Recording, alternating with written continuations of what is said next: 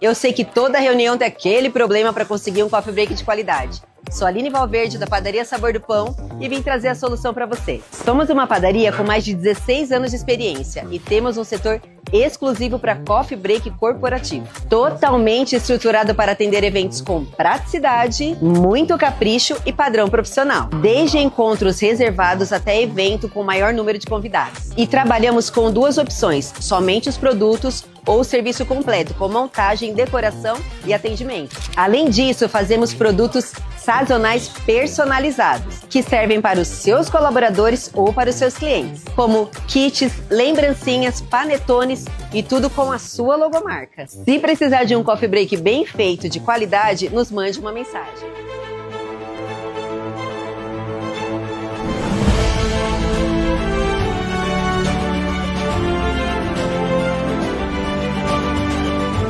Há mais de 20 anos realizando sonhos. Cheguei dentro do meu sonho. Hoje eu estou dentro do meu sonho para continuar realizando o seu sonho. Você que busca carro, tanto vender, trocar ou até consignar. Aqui na Pratacar não é apenas um negócio. Aqui nós unimos um propósito. É que eu costumo falar, a Pratacar não é somente uma loja de carro. Loja de carro é o segundo plano. O mais importante é um bom café, um bom papo e boas amizades. É isso mesmo. Pratacar é muito mais do que ver cifrão, ver o cliente como apenas um cliente. Aqui nós enxergamos um ideal, um propósito. Se você está na procura de um carro, não tem como você ficar de fora dessa. Você tem que passar na Pratacar e experimentar tudo isso que eu estou falando. Deixa a Pratacar ser uma ponte entre você e o seu sonho. Quer carro bom? Quer carro de qualidade? Pratacar. Aqui é o seu lugar.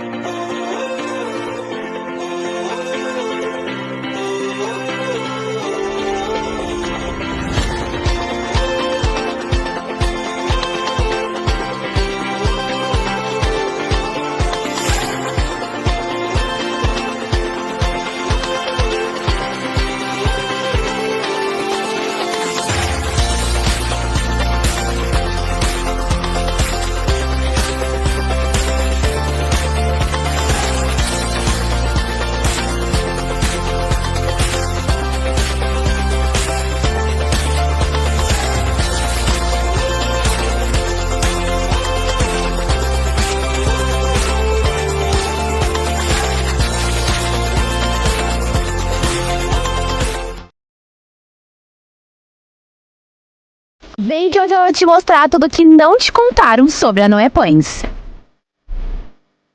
Localizada no Parque São Vicente, Mauá. Diferente do que pensam, a Noé não é só mais uma distribuidora de pães.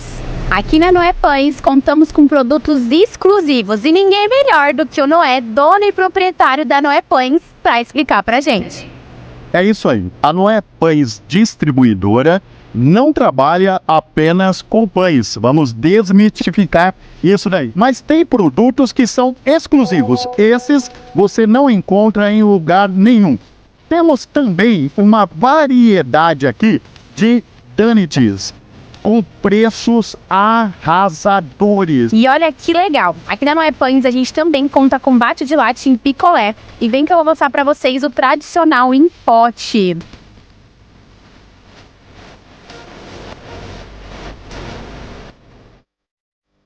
Preço justo, grande variedade, exclusividades de produto, Noé Pães Distribuidora. Vem pra cá. E aí, se interessou por algum desses produtos? Eu vou deixar o nosso WhatsApp aqui na tela. Esse é o nosso canal de atendimento e a nossa equipe está preparada para te atender.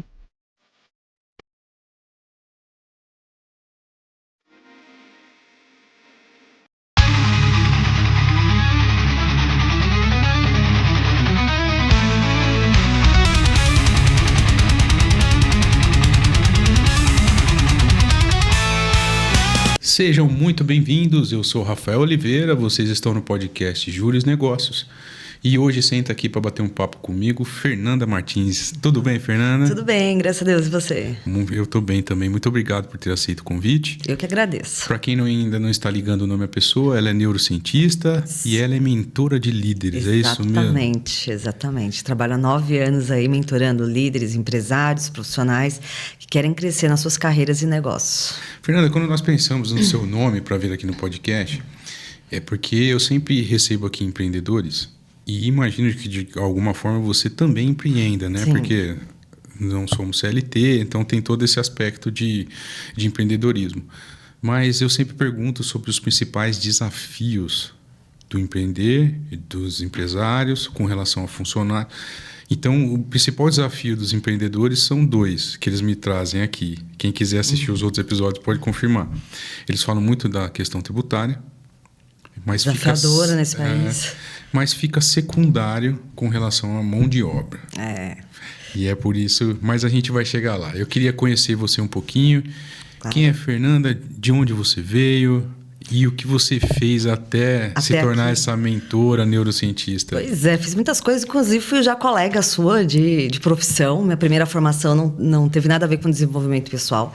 Já fui advogada, trabalhei na área empresarial e civil durante muitos anos. Já fui funcionária pública, trabalhei na fiscalização tributária em São Bernardo, depois eu fui advogar. E o que aconteceu? Eu fazia bem o direito, fazia bem os processos, mas não era aquela coisa que me dava paixão, que eu ia ficar muitas horas trabalhando, que o final de semana eu trabalharia feliz da vida. E aí fui buscando outras alternativas que me desse realização financeira e pessoal também. E aí meu pai, ele tinha alguns negócios, tem ainda, né? Alguns negócios, e ele queria que alguém fosse ajudar ele a trabalhar ali, desenvolver. Eu falei, um dia vai ficar para mim, vai ficar para os filhos, então vamos ver se funciona. E não deu muito certo. Não.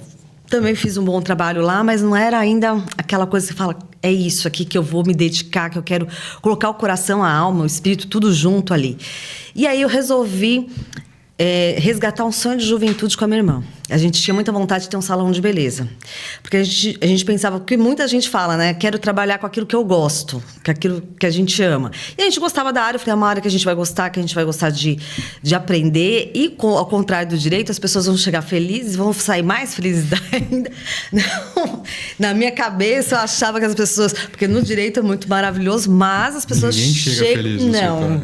E muitas vezes, mesmo a gente ajudando, diante do contexto jurídico brasileiro, da estrutura do judiciário brasileiro, a gente acaba tendo dor de cabeça com os clientes e eles tendo muita dor de cabeça para resolver, a gente fica no meio do caminho. Enfim. Mas, naquela época, eu cheguei nesse salão, nós compramos um salão em andamento, só que a gente chegou sem conhecer direito a área, e ela tem muitas peculiaridades, essa área. Em relação aos colaboradores dessa área, tem dinâmicas específicas, não digo melhor ou pior, mas eram específicas. E eu não tinha inteligência emocional, eu não tinha os conhecimentos de liderança, e ali a gente se deu muito mal. Nós passamos ali, acho que 2, quase 3 anos, trabalhando muito, colhendo muito pouco, tentando empatar com muitas dores de cabeça, nós não sabíamos lidar com o time ali. Só que eu não tinha deixado as outras áreas de lado. Eu ainda estava advogando, ainda estava trabalhando com os negócios do meu pai, estava com esse salão que estava me dando muita dor de cabeça. Só tudo isso? Então, só tudo isso. Estava pior que o pai do Cris, estava em 3 empregos. Então, imagina o quanto eu estava trabalhando e o nível de estresse que eu estava. Muitas vezes, das 6 da manhã até as 11 da noite, trabalhando direto. Então, a minha paciência, estava nesse limite. Meus filhos eram adolescentes, já estava perdendo ali o feeling com eles. E, enfim, dentro desse contexto, 3 coisas aconteceram num prazo de 15 dias que me derrubaram de vez. Porque dentro de 15 dias, eu era casada, eu e meu esposo, nós tivemos uma briga e foi a causa da separação. Metade da equipe do salão falou assim, tô indo embora. E não sei se você sabe que quando colaboradores, os profissionais da beleza saem, os clientes vão junto também, porque se o cabeleireiro sai, a cliente vai atrás. Fidelizado. Exatamente. Então, aquilo que eu já estava lutando para empatar, caiu de vez. E meu pai foi para UTI. Isso em 15 dias. Aquilo me derrubou de uma tal maneira. Isso foi em 2015, começo de 2015. Aquele ano, aqueles dias me abateram, porque eu já estava estressada, já estava com muitas demandas, e ali foi onde quebrou na estrutura lá embaixo, e aí pronto. Tanto que foi uma primeira vez na minha vida. Essa foi a única vez da minha vida que eu já tinha uns 13, 15 anos de convertida. Naquele momento eu pensei, o que está adiantando eu servir a Deus? Eu busco, e é isso aqui que estava me acontecendo. E o pior, para mim tinha um peso maior, porque não era o primeiro divórcio, era o segundo divórcio. Então, eu sendo cristã, aquilo me abateu demais. E ali foi uma época que, se eu deixasse fluir pelas minhas emoções, era depressão, síndrome de pânico e por aí vai. E teve um dia que eu cheguei a falar assim, falei, não vou mais servir, não quero, vou largar tudo, não quero mais saber de Deus. Mas foi literalmente uma noite, no outro dia de manhã, acho que o Espírito Santo me dá aquele insight, assim, de... Peraí, você tá ruim assim com ele? Imagina sem ele. E aí, o primeiro movimento que eu fiz foi de buscar a Deus intensivamente. Buscar muito a Deus. Porque eu falei... Do jeito que eu tô, se eu me deixar levar, vai dar ruim em muitas áreas. Vou ter muitos problemas em muitas áreas. Então, eu busquei muito a Deus. E quando a gente está nesse processo de passar por esses momentos de frustração, de estar lá no fundo do poço, a gente faz muitas reflexões na vida. E eu comecei a perceber, mesmo sem saber absolutamente nada do que eu sei hoje, eu percebi que minha vida estava girando em ciclos. E aí, batia no mesmo lugar. E aí, batia no mesmo lugar. E que contextos que pareciam, assim, cenários diferentes, mas com um roteiro igual. Eu percebi isso, que o contexto do meu primeiro divórcio e o contexto do segundo, eles tinham o mesmo fundo. Histórias diferentes, cenários diferentes, mas o mesmo roteiro lá no fundo. Eu falei, alguma coisa eu tô fazendo errado aqui. Porque no primeiro, pensei assim, o problema é ele, o problema é essa situação. Tinha situações muito, muito complicadas, mas... Me divorciei a segunda vez, em contextos muito parecidos, com muitos problemas em muitas áreas. Falei, só tem uma coisa em comum aqui, eu. Então, alguma coisa eu estou fazendo errada, ou estou sendo precipitado, ou estou sendo ansiosa, estou colocando o carro na frente dos bois. Não sei o que eu estou fazendo, mas eu sei que é alguma coisa relacionada às minhas emoções. Isso aí para mim ficou claro. E fui buscar inteligência emocional para que eu pudesse trabalhar minha vida. E quando eu fui buscar, eu comecei a fazer programas, treinamentos, mentorias para que eu me trabalhasse. E muitas coisas foram mudando na minha vida. Eu me restaurei daquele peso emocional que eu estava. Eu passei a ter sonhos, eu passei a organizar minha vida. Eu passei a colocar metas e saber como realizar meus objetivos. Restaurei meu relacionamento com os meus filhos. Então, restaurei o casamento porque o contexto não tinha como, enfim. Mas muitas coisas na minha vida começaram a mudar positivamente. E vendo todas as mudanças que eu tive na minha vida e de pessoas que eu acompanhei nesse processo, que eu conheci, eu decidi fazer as formações para levar isso para outras pessoas. No começo, eu trabalhava muito só com a inteligência emocional, que foi a minha grande mudança. Mas ao longo do caminho, já tenho 9 anos, quase 10 anos aí nessa área, né? Então, fiz muitas formações de cursos, em geral, mais de 700 horas de cursos. Faço mestrado em neurociência, então tenho aí uma bagagem muito grande de estudar. Eu gosto de estudar muito, então sempre estou estudando. E nesses 9 anos, muitos empresários, muitos empreendedores, líderes vieram me procurar naturalmente. Foram eles que... Então, por ter essa demanda de cliente, eu fui me especializando na área de gestão, de líderes, de empreendedores em geral. E agora, hoje, eu foquei nesse público e tenho atendido justamente eles e feito toda a minha transição de carreira, né? Deixei as outras áreas e hoje só trabalho nessa área de desenvolvimento pessoal. Muito legal. Como é que você chegou no direito, Fernanda? Surgiu de onde isso na sua vida? Não, o direito eu era adolescente, não. Entrei na faculdade, entrei com 17 anos. Não foi muito bonita a história do direito, não. O direito, eu queria... Olha só, eu já tinha um pezinho na área do desenvolvimento pessoal que eu queria fazer psicologia. Só que minha mãe, na época... Psicologia hoje, ela já tem uma outra aceitação, credibilidade e visibilidade no mercado. Tem porque tá todo mundo precisando, né? Exatamente. Mas eu entrei na faculdade em 94, denunciando a minha idade aqui, né? 94, acho que foi, eu me formei em 99. Então, naquela época, não era dessa forma. Era ainda o finalzinho da época que era direito, medicina e engenharia. Todo mundo queria fazer essas 3. E eu queria fazer psicologia. E minha mãe falou, não, você não vai, porque não vai ter mercado. E ficou me convencendo a não fazer psicologia. Enfim, por livre e espontânea pressão, fui buscar outra faculdade para fazer. E lembra que tinha o Guia do Estudante? Lembro. Eu li aquele Guia do Estudante de cabo a rabo e nada me despertava. Fazer aqueles cursos vocacionais, Fiz orientação vocacional, aqueles não me ajudou em nada, porque tudo que eu coloquei, tudo era possível para mim. Então eu falei assim, não, você não está me ajudando. E aí fui ler o guia, nada. Eu falei, bom, já que eu não estou me identificando por algo que eu goste, então eu vou buscar aquilo que traz maior retorno financeiro. E na época eu lembro que tinha diplomacia, que eu nem sabia o que era. Eu achava que era uma faculdade porque estava ali dentro do guia. E eu olhei e falei, nossa, você termina a faculdade e já tem um lugar para morar, e já tem salário, não sei o quê, porque é um concurso público, né? Que eu não sabia. E aí eu falei, eu quero esse negócio aqui.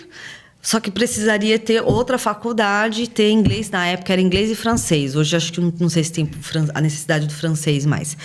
E eu falei, vou fazer a faculdade e vou fazer essas outras, o inglês e o francês, e aí vou depois prestar essa daqui.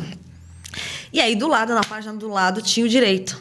Eu fui ver a grade curricular de diplomacia, tinha muitas direito internacional, direito público, direito internacional público, privado, enfim, direito constitucional, tinha várias as matérias. Eu falei, bom, já que tem bastante coisa de direito, bom, vou fazer direito. E assim que eu parei no direito. Mas eu acabei assim, eu me dou bem, eu gosto muito de estudar o direito, eu gostava muito da parte consultiva, fazer contratos eu amava, mas os processos, o contencioso, essa justiça que demora demais, você tem que conhecer também a cabeça do juiz, tudo isso acaba tirando um pouco do meu brilho, assim. A parte de conhecer o direito e a parte a parte consultiva eu amava, mas a parte contenciosa me tirava um pouco a energia. Sabe que eu entrei na faculdade exatos 10 anos depois que você. Olha... Eu entrei em 2004 e me formei em 2009. 2008, né? Me formei em 2008, peguei o OAB em 2009. E advogar é muito legal, mas com o WhatsApp ficou muito difícil. Nossa, é verdade. Mentalmente ficou muito difícil. Porque não tem dia e horário, né? Não, eu cheguei a pegar... Eu recebi uma mensagem ontem. Se você estiver assistindo, recebi uma mensagem. Ontem era 15 para meia-noite. Ontem era domingo, né? A gente tá gravando na segunda, 15 para meia-noite. Gente... E aí, é muito assim, não é que eu vou responder, mas você já sai de onde você está. Não sei se funciona. Você tá num ambiente familiar, você tá ali e tal. A sua cabeça já saiu dali onde você estava e voltou. Isso para mim tem sido o maior desafio. Um desafio. Eu, na minha época, não tinha WhatsApp até quando... Porque o direito foi a primeira coisa que eu deixei, porque os processos demoram muito, né? Sim. Então, eu deixei essa parte primeiro para ir fazendo as transições de carreira. Essa foi a primeira que eu deixei. Isso foi em 2016. Aí eu deixei de advogar. E hoje eu sou, assim, muita coisa deve ter mudado, tô meio por fora do mundo jurídico, mas a essência e os princípios continuam os mesmos, né? E como é que foi esse desafio de começar a mentorar líderes, de começar a trabalhar com líderes? Como é que foi o começo? Você falou que naturalmente as pessoas foram te procurando, mas como é que foi esse começo? Eu fui fazendo as formações... E aí eu comecei a atender primeiro de forma gratuita para pegar habilidade, para treinar e ver os resultados que eu conseguia gerar nas pessoas. E no começo era mais inteligência emocional, eram mais mentorias de inteligência emocional. O que é inteligência emocional? De uma forma bem sucinta, é como eu lido com as minhas emoções e como eu lido as emoções dos outros e gero relacionamentos. Basicamente isso. Então, assim... Aliás, é uma coisa que as pessoas confundem muito. As pessoas acham que inteligência emocional é você não ter emoções negativas. E não tem nada a ver com isso. É você saber lidar com todo o leque de emoções que a gente tem. E gerenciar isso de forma consciente. Porque as pessoas pensam assim que eu vivo num... Né? Não, eu tenho raiva, eu tenho estresse, eu tenho ansiedade. Só que a diferença é que hoje eu percebo quando eu tenho algumas emoções negativas, elas já não... Antes eu era muito estressadinha. Hoje, para eu ficar no mesmo... Nem fico mais no mesmo nível de estresse que eu ficava antes. E quando se sobressai um pouco, eu sei exatamente o que fazer.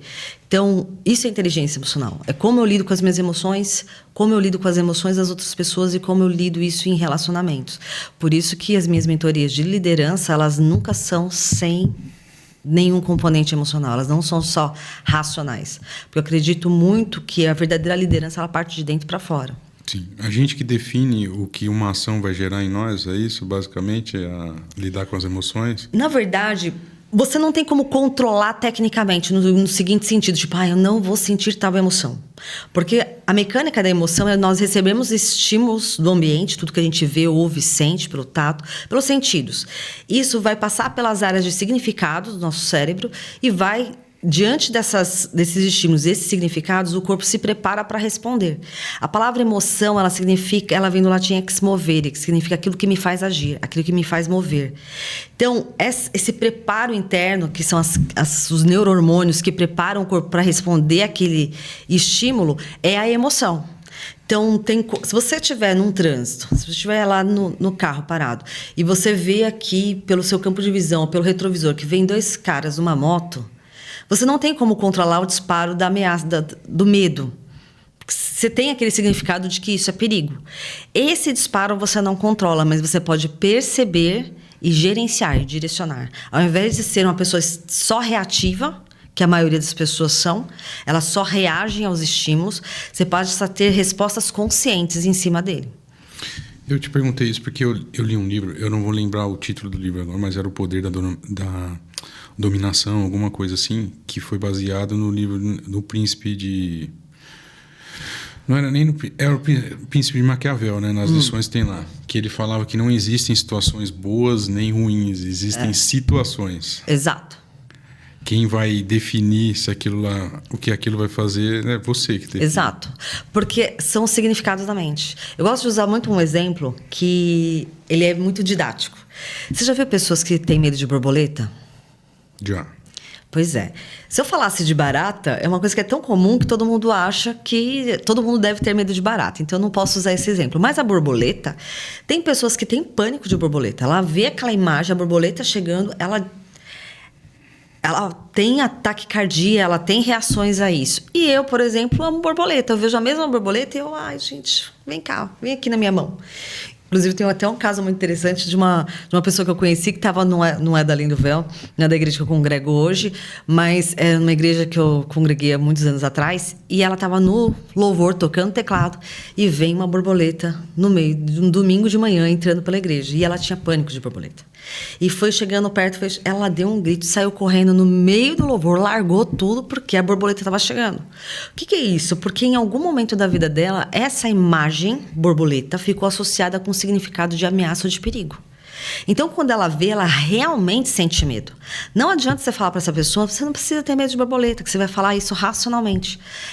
Para ela parar de ter medo de borboleta, ela precisa trabalhar isso lá na área de significados, que é a área emocional do cérebro. É o que a gente chama de reprogramação de crenças. Ela precisa fazer essa desassociação. Você sabe que a minha mãe me traumatizou, né? Eu vou me abrir com você. Só tem uma coisa que eu não falo que eu tenho medo, eu falo que eu tenho asco. Lagartixa. E por quê? Ela falava que à noite a lagartixa ia entrar pelo meu nariz e sair pela minha boca. Então. Eu tenho isso até hoje. Sabe quando eu venci o medo? Quando eu virei pai.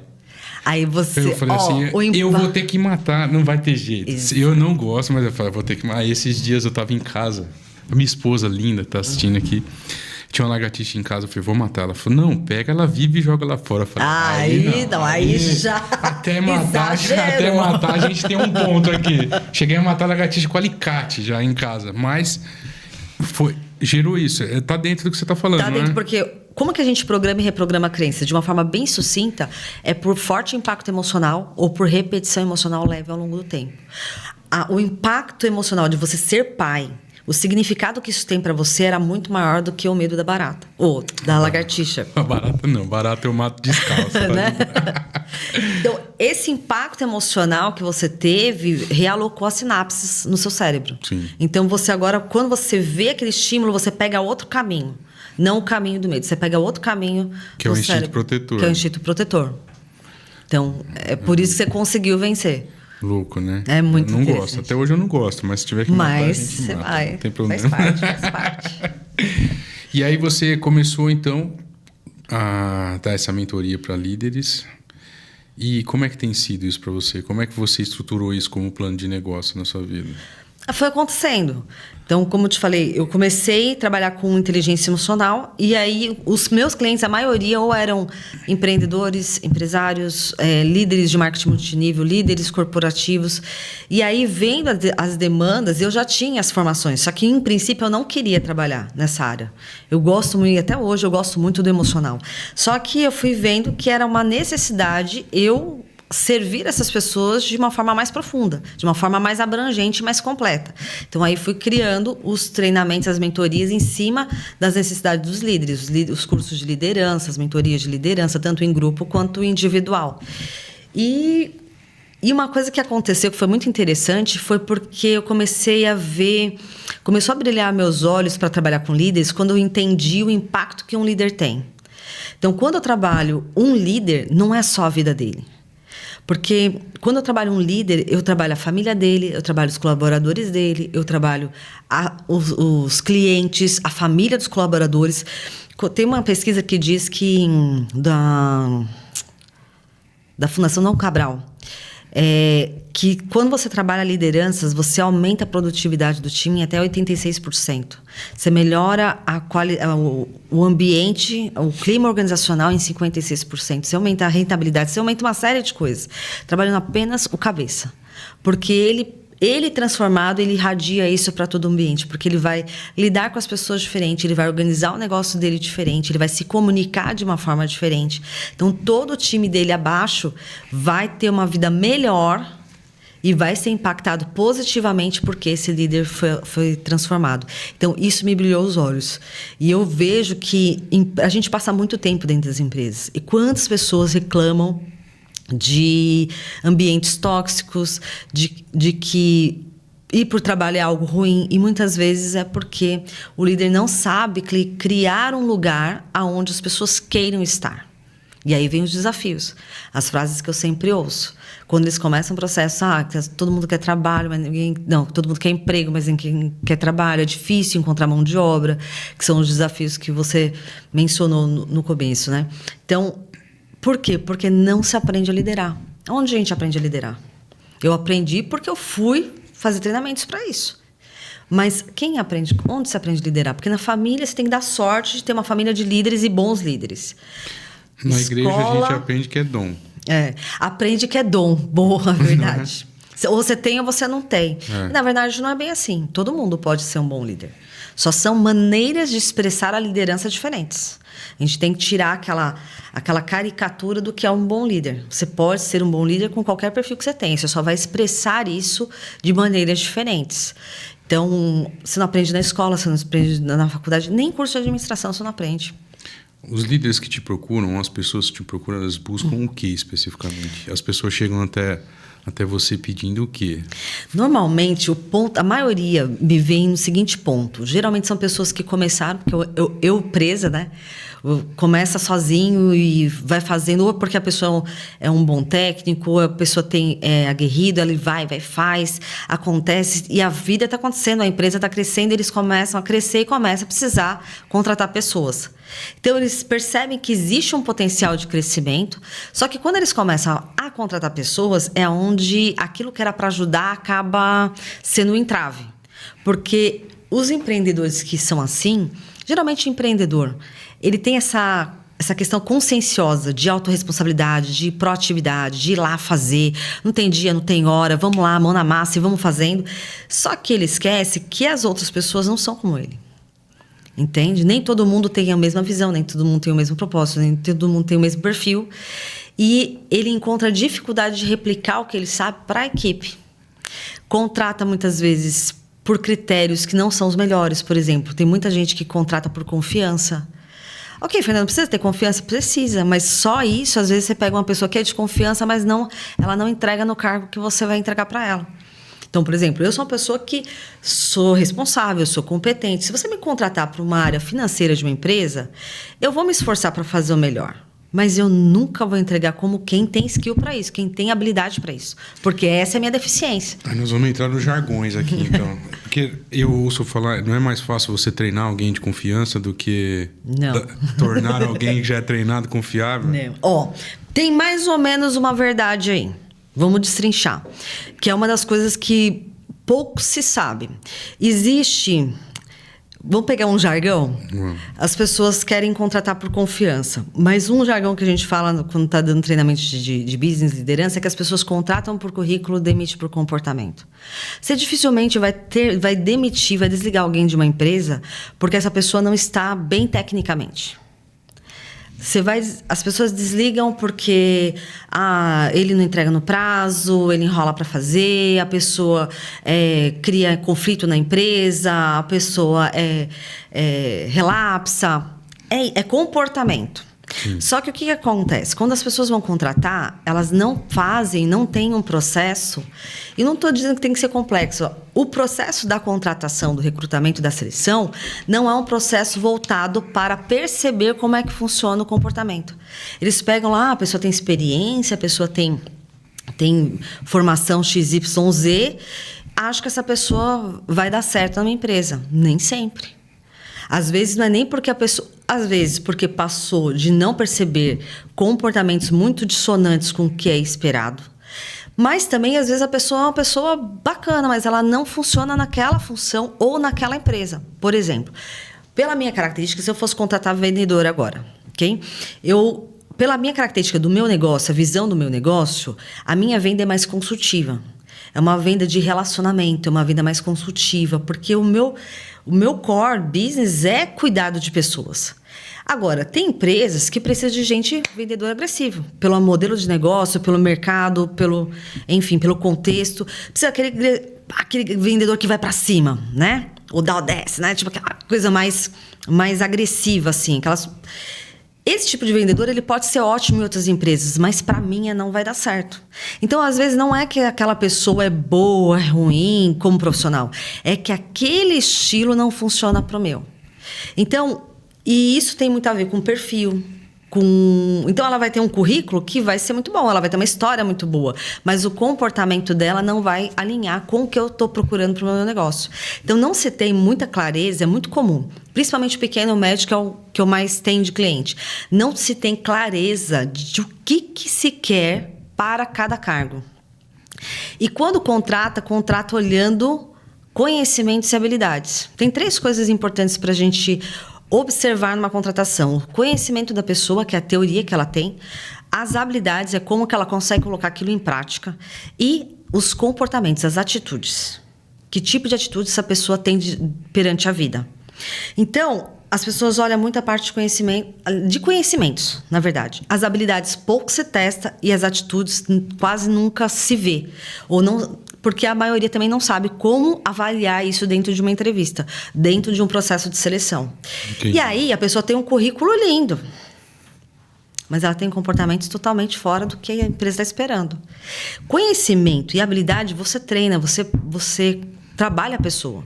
Ela não sabe... Se você pega uma pessoa que é proativa, que ela é pontual, que ela é flexível, aberto ao aprendizado, você vai dar uma aula para ela, você vai dar um treinamento para ela, você vai passar um vídeo para ela, ela aprendeu.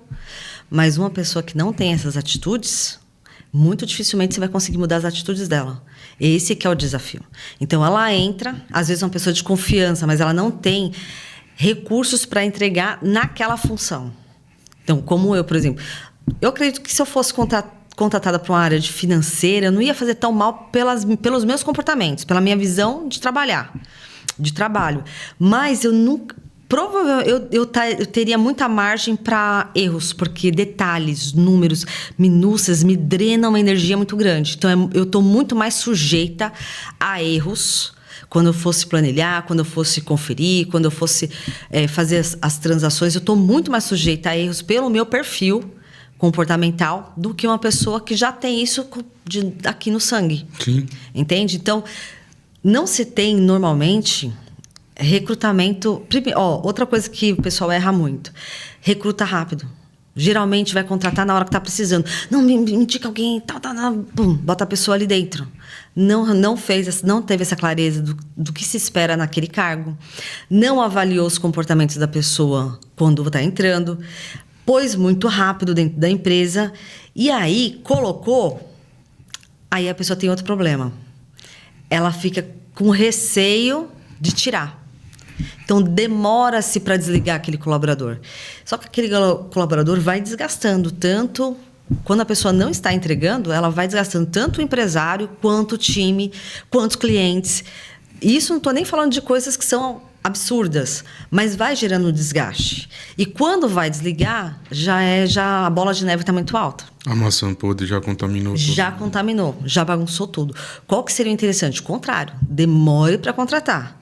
O dia que você entender que você precisa desligar, você desliga rápido. Só que para isso existem passos. Desde a contratação... Nossa, Fernanda, ferro e fogo assim, não.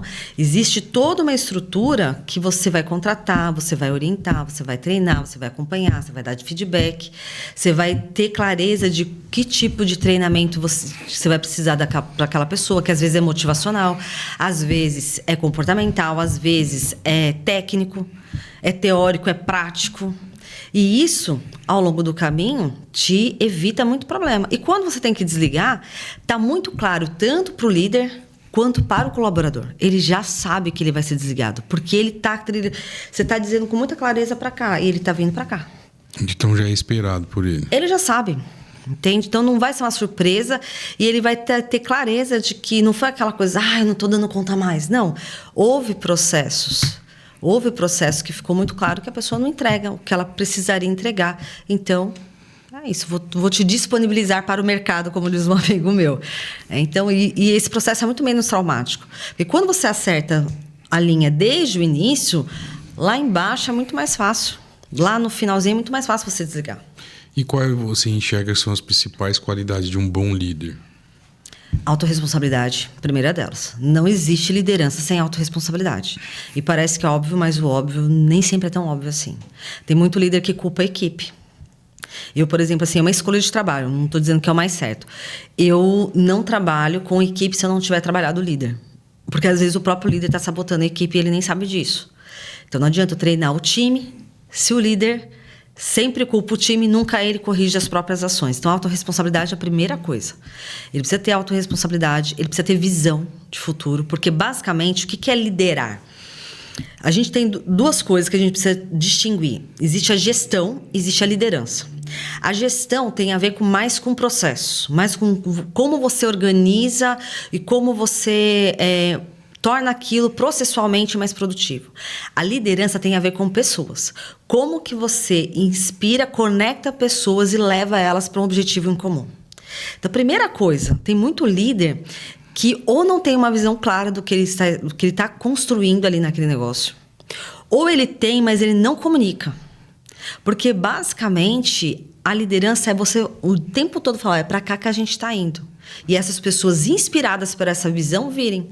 Por exemplo, a gente pega a Disney, que é uma referência em muitas coisas em negócio. Tem uma história que uma vez uma conhecida minha me trouxe, que ela viu uma criancinha que derrubou o refrigerante no chão. E aí tinha um rapaz que trabalhava ali na parte de manutenção, da limpeza. A criança começou a chorar. E um dos princípios da Disney é todo mundo ali dentro tem que ser feliz e ninguém pode ficar estressado, chorando e coisas do tipo. Automaticamente, ele pegou um pouquinho que sobrou dentro do copo e começou a desenhar o Mickey. E a criança ficou encantada com aquilo. Então, daquilo que era ruim, ele extraiu algo bom. Será que seria possível criar um manual de regras onde, quando a criança derrubar refrigerante, você faça o desenho do Mickey? Não tem como você fazer isso. Por que esse colaborador ele teve esse insight? Porque ele está conectado com uma visão e conectado com princípios e valores daquela empresa. Então, essa conexão que ele adere faz com que ele tenha esses insights na hora. Porque imagina se a gente fosse catalogar todo esse tipo de comportamento. Impossível. Então, a pessoa tem que estar conectada com aquela visão daquela empresa, com aqueles princípios e valores, e ela vai se movimentar em cima disso. Entendi. Entendeu? Então, tem muito líder que não tem visão. tem muito líder que tem, mas não comunica. Então, a empresa puxam para o lado, outros puxam para o outro. E não contrata pessoas também trazendo essa visão. Porque o que é interessante? Você trazer pessoas que acreditam nessa visão de mundo. Porque todo negócio vai impactar a sociedade de uma forma. Todo negócio ele serve para resolver problemas ou realizar sonhos e desejos. Essa transformação é o que é mais importante dentro de um negócio. A contratação deveria ser o momento tanto de você conhecer quem você está contratando, como ele conhecer a empresa que vai contratar ele também, né? Exatamente. Era nesse momento que a empresa teria que ser apresentada para ele qual é a política, qual que é a visão, para onde a gente está indo, como é que a gente trata os clientes. Pelo menos o overview. Uma das coisas que eu ensino na entrevista é justamente venda a empresa. Mas eu tenho que vender a empresa. A pessoa precisa se conectar com aquela visão. Ela precisa acreditar que estar ali é muito mais do que bater um cartão e receber um salário. Porque é isso que move o ser humano. A motivação humana, a gente ouve muitas pessoas falando que o salário é importante. É igual ao lucro, também é importante. Mas uma empresa que se mantém, ela não é baseada só no lucro. Um colaborador que fica por muito tempo e entrega o seu melhor, ele não está ali só pelo salário. Aliás, várias pesquisas já mostraram que o salário não é a primeira coisa que é mais importante. Tanto é que a gente vê... Eu vi essa entrevista também. A gente vê pessoas que deixam de trabalhar em lugares que iam ganhar mais porque gostam de onde estão. E o contrário também. A pessoa sai de um lugar onde ela está ganhando bem e vai para outro que tem mais conexão com ela. Ou seja, salário é importante, mas ele é mais o salário para um colaborador é um fator de desmotivação. Mas você acha que isso mudou? Porque eu estudei... Você estudou Karl Marx também, que ele falava lá do lupenproletariado, que é aquele que se você recebesse R$20 a mais na outra empresa, ele sairia daqui para ir para aquela outra empresa. Uma geração anterior à nossa, as pessoas se baseavam basicamente em salário. Aí nós vamos entrar no X da questão aqui, que são essas gerações. Você vê que isso mudou? As pessoas buscam felicidade acima de tudo. Nós estamos diante de uma geração onde as pessoas se despedem ou pedem demissão dos empregos porque elas não estão felizes, algo que era inimaginável para os nossos pais. Uma boa pergunta. Estou aqui elaborando como é que eu vou falar de coisas complexas de uma forma rápida. O que acontece? Existem contextos. Pirâmide de Maslow, conhece? Não, eu vou fingir. Não, eu não conheço. Não, mas eu vou explicar até para a audiência aqui. Eu não sei ela toda de cabeça, mas basicamente Maslow ele fez um estudo sobre o que move o ser humano. E existe uma escala. Então, primeiro, a necessidade de sobrevivência. Sim. Depois, a necessidade de segurança. Depois, eu não sei a ordem certinha, mas é sobrevivência, segurança, tem uma hora que é autoestima, realização, relações sociais e, por último, é propósito. Então, o que isso significa? Que enquanto você está aqui pensando no que você vai comer, se você vai sobreviver, você não tem cabeça para pensar em propósito. Sim. Entende? E foi o que aconteceu com as gerações, a geração X e a Boomer, principalmente. A X nem tanto. A Boomer e a antes da Boomer, que são os tradicionais. Eles viviam em momentos... tudo era escasso. A gente ouve as histórias antigas, e principalmente eles que viveram ali questão de pós-guerra, ou nasceram no tempo da guerra, Primeira e Segunda Guerras Mundiais. Então, a vida não era... A sociedade não tinha abundância de recursos como a gente tem hoje. Então, era muito comum as histórias dos nossos avós, que eles tinham 2 sapatos, que era um para usar no dia a dia e um que era o sapato de ir para festas, de ocasiões especiais. Para a igreja. Hã? De ir para a igreja. De ir para a igreja. Então, tinha muito essa escassez de recursos, escassez de tudo, escassez de empresa. Então, muitos suportavam muitas coisas, por quê? Eu tinha que entrar numa empresa e tinha que ficar lá, porque não tinham muitas empresas. Eram geralmente as grandes indústrias. Para você abrir um negócio, a barreira de entrada era muito alta. Você tinha que ter muito dinheiro para você investir, para depois você ver se vai dar certo. Então, tinham contextos históricos e de sociedade que favoreciam essa mentalidade. Então, ele tem que pensar o quê? Na sobrevivência, ele tem que pensar no que vai comer. Então, aquilo se tornou muito importante para aquela geração. E aí a tecnologia foi avançando, foi gerando muito mais abundância de recursos. Hoje, especificamente agora, é muito mais fácil você começar um negócio. Você tem um celular que praticamente todo mundo tem. Você abre um negócio pela internet. Sim. Você não precisa mais de ter toda uma estrutura para então ver se dá certo. Porque se você investiu 100, 200, 300 mil reais para abrir uma estrutura física, você vai fazer por onde esse negócio dá certo. Hoje você tem um MVP, você testa uma parte de um protótipo do produto, vê o retorno e aí você vai aumentando, aperfeiçoando ele de acordo com o feedback que tem. Hoje tem muitas empresas, hoje tem muitos comércios, tem muitos serviços. A gente já não tem mais esse medo que existia, que era uma realidade para os nossos pais, para os nossos avós. Então, hoje, não deu certo aqui, eu tenho ali, eu tenho lá, eu tenho lá, tenho lá, tenho lá. Então, hoje, eles não precisam mais ser guiados pela necessidade de sobrevivência. Entende? Então, eles têm a abertura para pensar em outras coisas. Me sinto bem aqui, que relações eu tenho. Hoje, essa geração fala muito em propósito, porque agora estão na fase que existe contexto social para eles pensarem nisso. Agora, quando a gente está pensando em quanto vai comer, eu quero saber onde o propósito vai. Não vai. Você tem que ser uma pessoa muito espiritual para poder inverter essa pirâmide. Mas a pessoa comum, ela vai pensar nessa escala. Entende? Então, eu acho que muito do que a gente vê na geração de hoje são contextos sociais e culturais diferentes. Hoje há muito mais abundância. Tanto é que até em outras coisas, os nossos pais, nossos avós, a geração você dá X. Não, você já é milênio, né? Eu não sei, eu nasci em 85, eu tenho 40 então você é milênio. Já é onde. Eu peguei assim, eu sou a rapinha. Eu estou ali, ó, rapinha do tacho do X e do milênio, né? Mas a geração dos pais, dos avós, eles faziam questão de ter uma casa. Você precisa comprar uma casa. Você precisa comprar um carro. Gente, pra gente, tirar carta. Essa semana eu estava conversando com uma pessoa. Gente, tirar carta era a coisa mais maravilhosa do mundo. Você vê a geração Z agora, eles não se importam. Por que eles não se importam? Eles pedem aqui no aplicativo Uber, eles não têm que se preocupar com IPVA, eles não têm que fazer aula, não precisa fazer nada. Vem na porta da sua casa, te deixa na porta que você quer. Percebe que esse contexto de abundância, hoje eles prezam muito mais o acesso do que a posse. Antigamente, não. Se você não tivesse um carro, você não tinha nem acesso. Porque para você ir para lugares diferentes, ter acesso a coisas diferentes, você precisava se deslocar. E se deslocar era muito mais dificultoso através de transporte público do que você ter um carro. Por isso que hoje, para eles, tanto faz. Eu não preciso ter carta, não. Mas pra gente era muito precioso. Eu mesma fiquei... Contava os dias para dar 18 anos. E aí tinha aquelas histórias que até hoje nunca saiu, que vai liberar para quem tinha 16. A gente ficava, será que na minha vez vai... Era um evento você tirar a carta. Para eles não faz diferença. E ficam tranquilos. Porque existem outras formas que atendem eles sem eles terem que ter a carta, sem eles terem que ter um carro. É igual casa hoje em dia. Tem muita gente que prefere ficar alugando e ficar...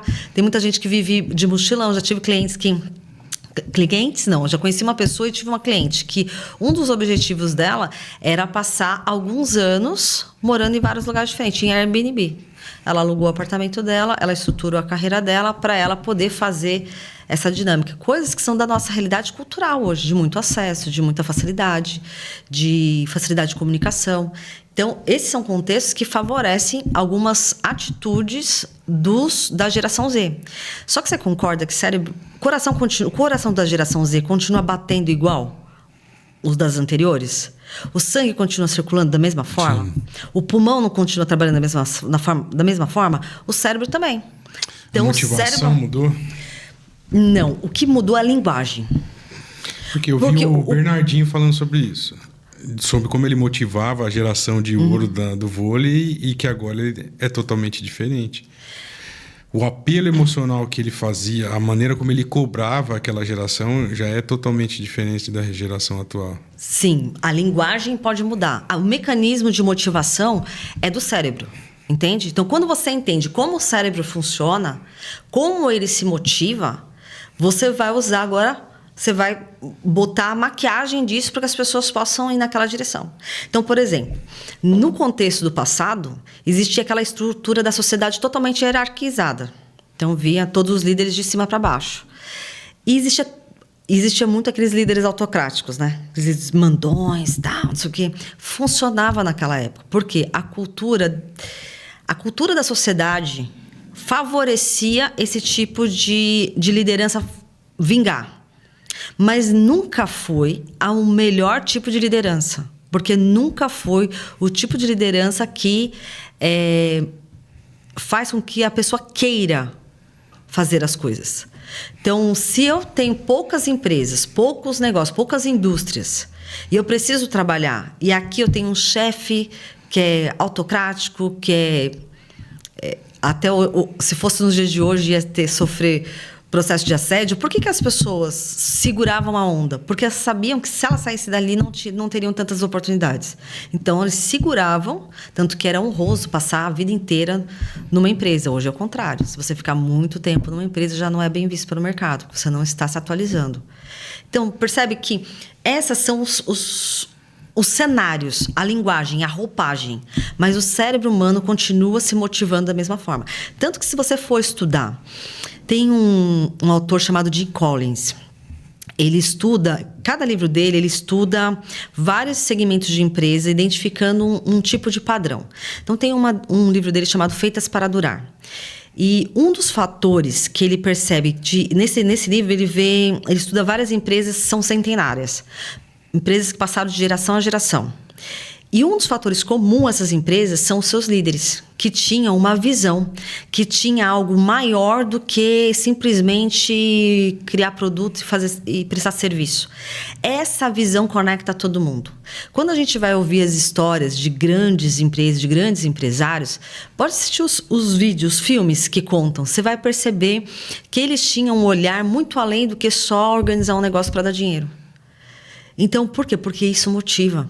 E isso você consegue, é como se a empresa tivesse uma alma. Todo mundo que está conectado com essa alma vai fazer esse negócio acontecer. E isso não é de hoje, são empresas de 1900, 1800 e tralalá, que continuam até hoje. Então, histórias como... Você já assistiu Madame C.J. Walker? Não. Nossa, maravilhoso esse filme. É uma minissérie contando uma história real da primeira mulher milionária que conseguiu pelo próprio esforço, e ela era negra. E ela começou a atuar, se eu não me engano, foi comecinho de 1900 e pouquinho, 1902, 1906, ou finalzinho do século XIX, 1890 e alguma coisa. Imagina como era para uma mulher negra naquela época conseguir se estabelecer. Terrível. Quando você vai assistir o filme, ela teve vários desafios, obviamente, é maravilhoso, é uma história que vale muito a pena aprender muitas coisas com a história dela.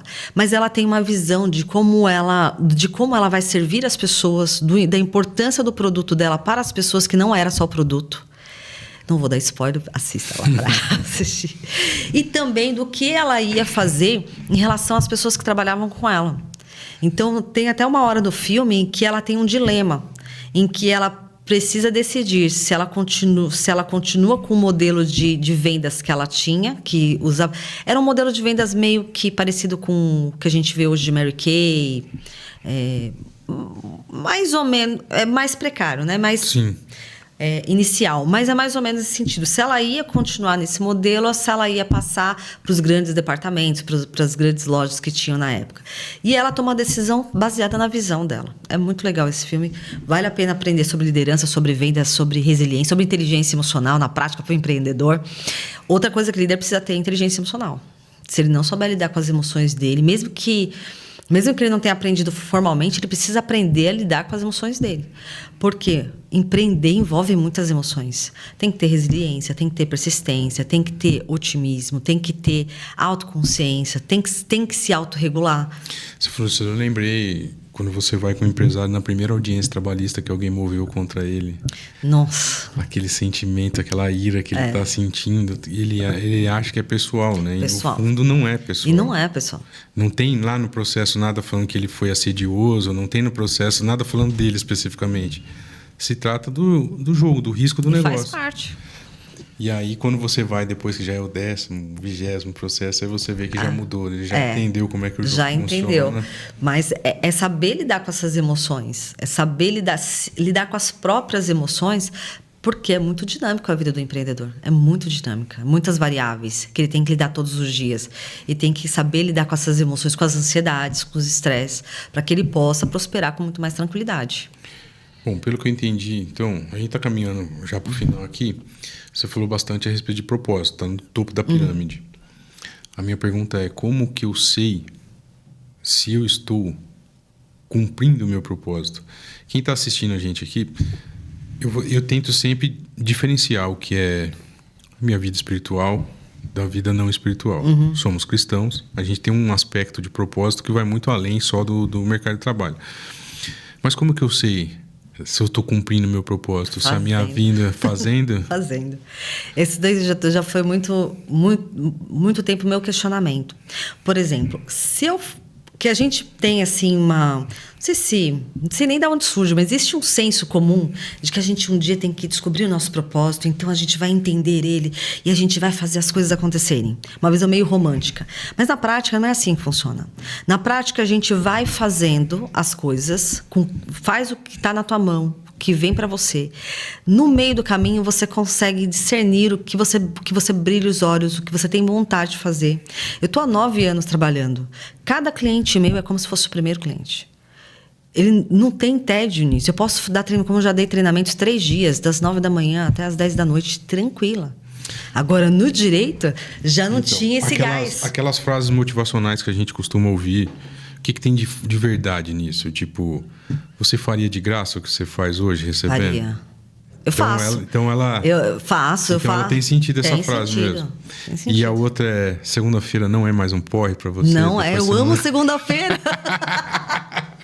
Eu amo segunda-feira, porque aí é uma coisa meio que minha, de Fernanda, porque tudo que é novo, segunda-feira, início de ano, é aquela sensação de novo, vamos começar a colocar em prática, vamos fazer coisas novas, vamos colocar, porque você passa o final de semana, pelo menos eu passo o final de semana revendo o que aconteceu durante a semana, agora eu vou colocar em prática nessa semana. Agora tem uma coisa que é interessante sobre o propósito, que se fala muito e a gente precisa discernir, e eu tenho essa visão até de viver isso.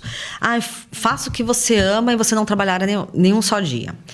É verdade, só que a gente tem que entender o que é o que eu amo. Eu tenho um outro ditado, que é: trabalhe com o que você ama e você vai deixar de amar aquilo que você amava. É uma verdade. É uma verdade. Qual que é a grande questão do propósito? Porque, eu e minha irmã, nós não compramos o salão porque a gente amava essa área. Sim. Então, aprender sobre a área era muito legal. Só que aquilo não era uma paixão pela transformação. Eu acho que o propósito está muito mais ligado a você, não ao processo.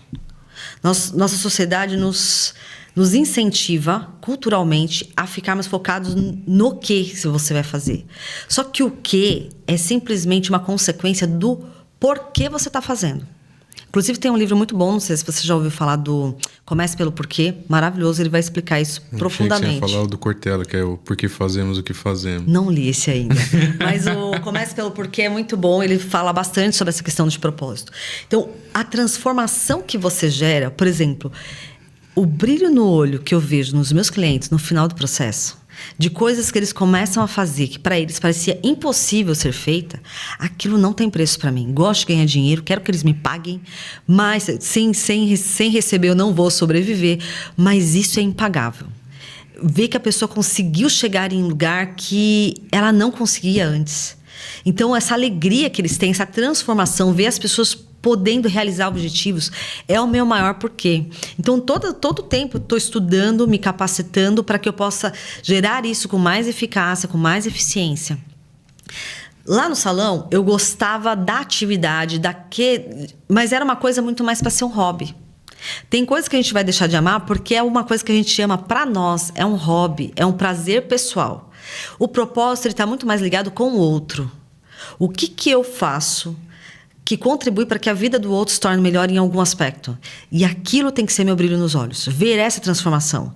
Porque através desse brilho nos olhos, o que você vai fazer, você pode ir modulando. Você pode ir alternando isso. Mas o propósito tem muito mais a ver de que forma que eu contribuo com a vida das pessoas. O que é que eu quero, o que ela vai falar a respeito de mim, do que eu contribuí com ela, que fala, cara, é isso. Entende? Então, quando a gente faz isso, não tem fim. Não tem fim. Porque tem 8 bilhões de pessoas no mundo. Se você for atendendo, servindo, não tem fim. Então, aquilo sempre te estimula a querer trabalhar, aprender mais, trabalhar melhor, ser mais eficaz para poder girar mais aquela transformação. Aí está o propósito.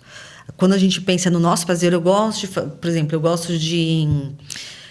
Eu aprendi lá no salão a fazer massagem. A parte de estética eu aprendi. Drenagem, massagens. Eu aprendi. Mas é uma coisa que eu gosto de fazer. Eu, quando estou fazendo massagem, eu gosto muito de fazer nos meus filhos. Quando eu tô fazendo massagem neles, gente, eu relaxo, eu vou junto. Tô fazendo e eu mesmo tô recebendo. Mas para eu trabalhar com isso, não ia dar certo. Eu ia perder o gosto. Porque é uma coisa muito mais de... é meu momento comigo. De eu praticar um hobby, de eu fazer algo que me alimenta. Mas desenvolver pessoas, os líderes, tem coisas que você vai fazendo... Foi bem isso. Eu fui fazendo através da inteligência emocional. As pessoas, desde quando era gratuito, as pessoas ganhando promoção, restaurando casamento, porque quando você trabalha em inteligência emocional, você trabalha várias áreas da vida junto.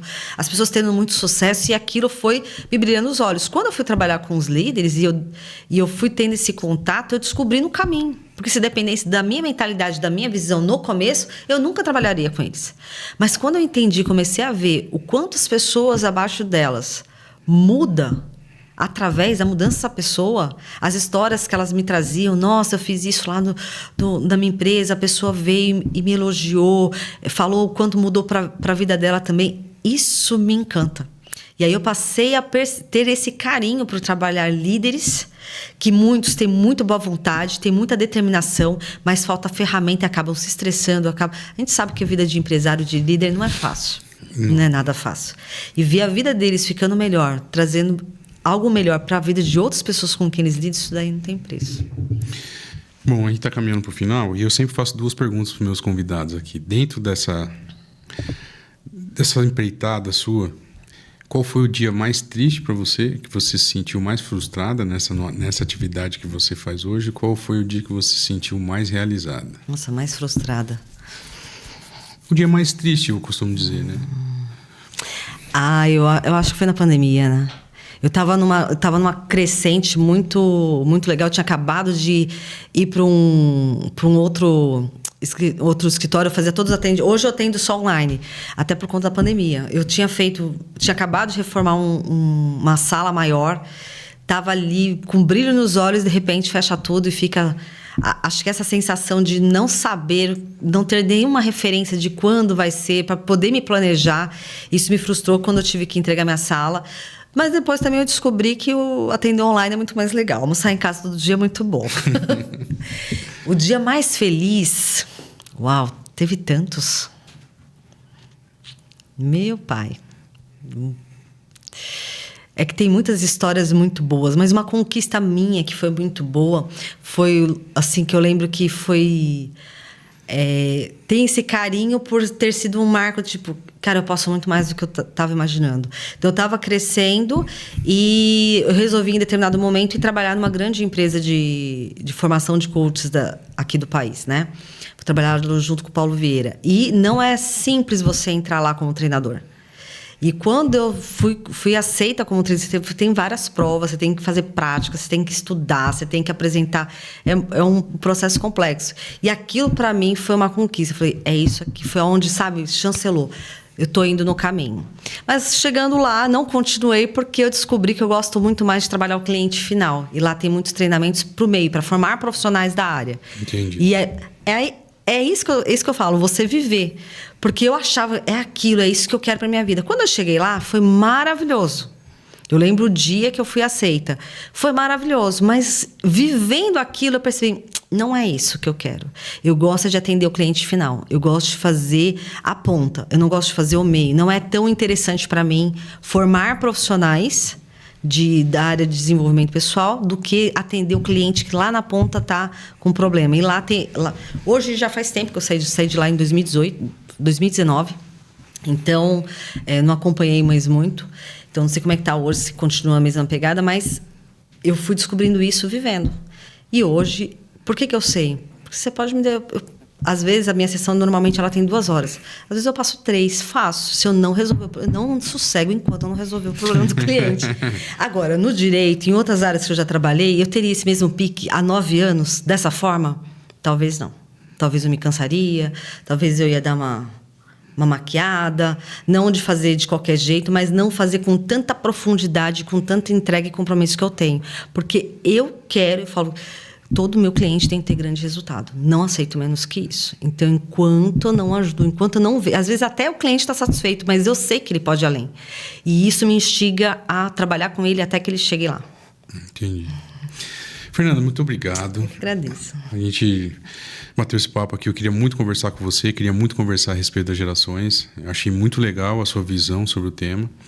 Mas agora eu queria deixar o espaço aberto para você até aqui na câmera. Como é que as pessoas chegam até você? Como é que quem quer fazer esse treinamento, essa mentoria de liderança, como é que o pessoal te procura? Como é que te acha, na verdade? Ok.